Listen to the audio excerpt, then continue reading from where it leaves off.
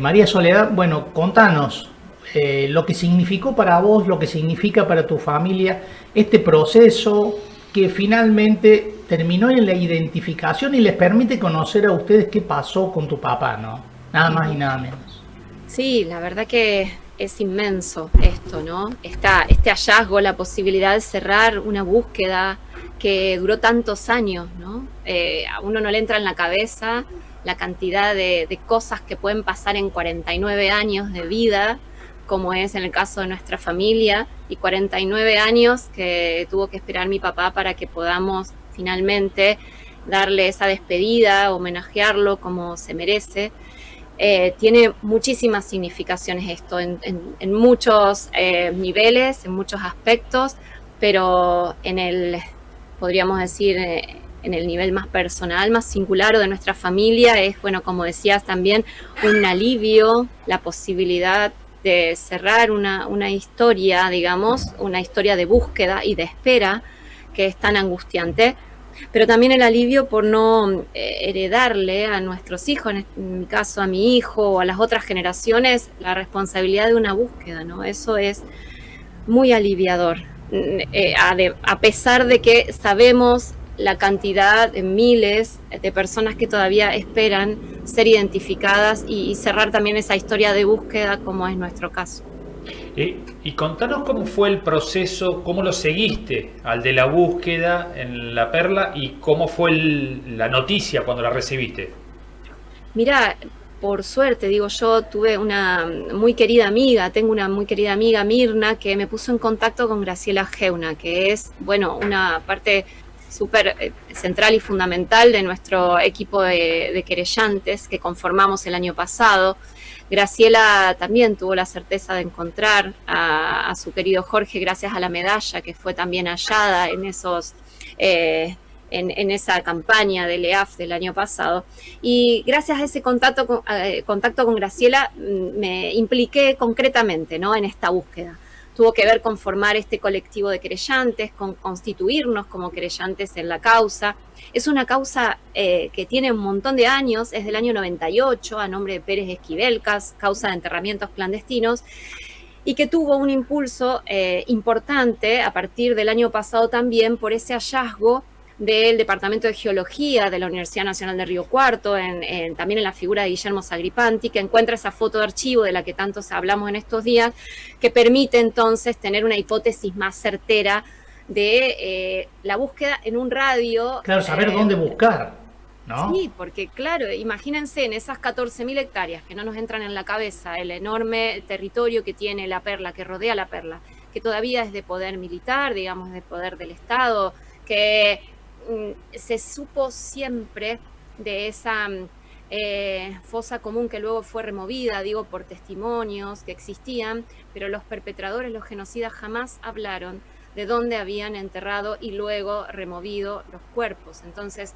14.000 hectáreas es muy difícil de peinar, digamos, muy difícil de buscar allí.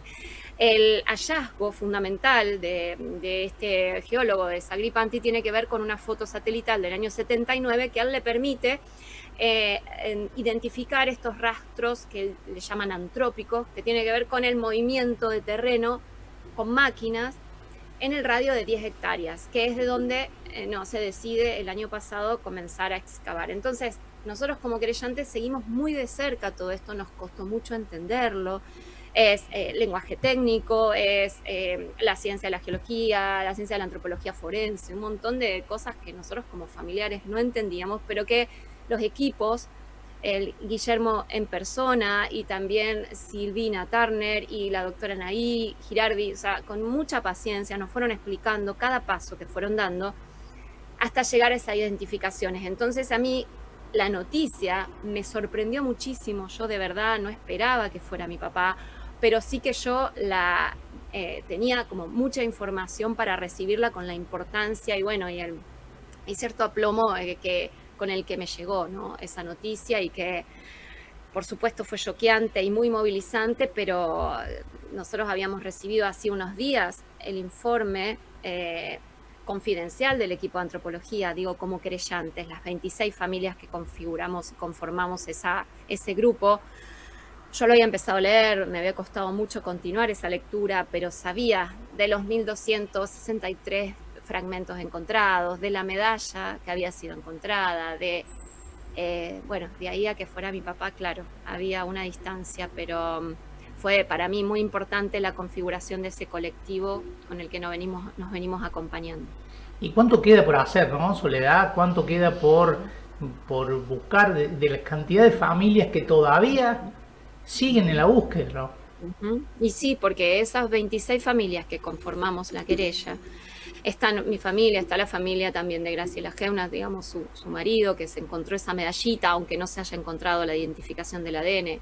Están las mellizas Carranza, pero hay muchísimas más de esas 26 que están esperando, y las miles, ¿no?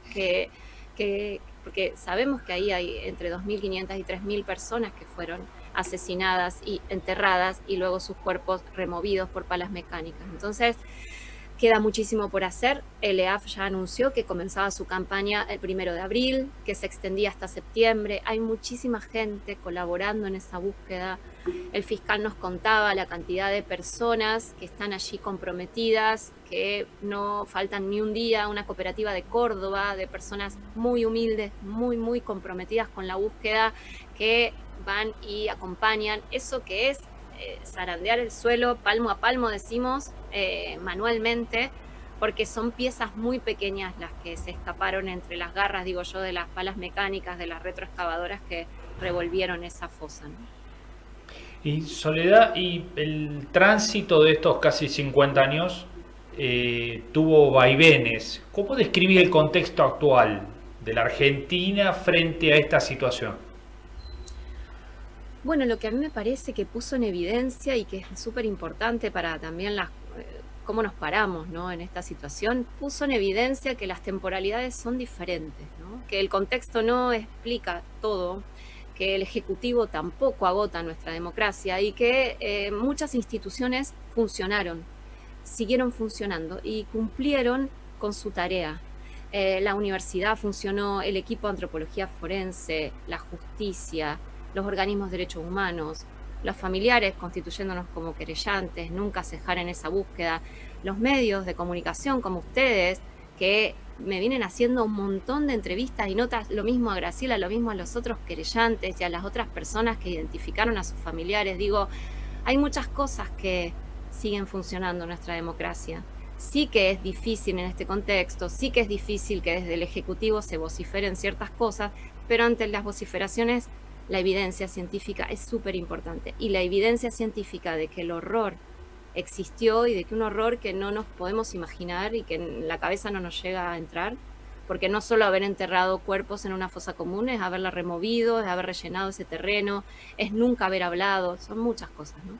Pero bueno, si no hacen falta tantas personas para hacer tanto mal, sí hacen falta miles y miles para poder recuperar eso, esa memoria, esas historias, y se está realizando, así que está muy bien. Me parece que está súper bien que eso haya podido demostrarse de manera tan evidente. Soledad, muchísimas gracias por este testimonio. Bueno, gracias a ustedes, de verdad.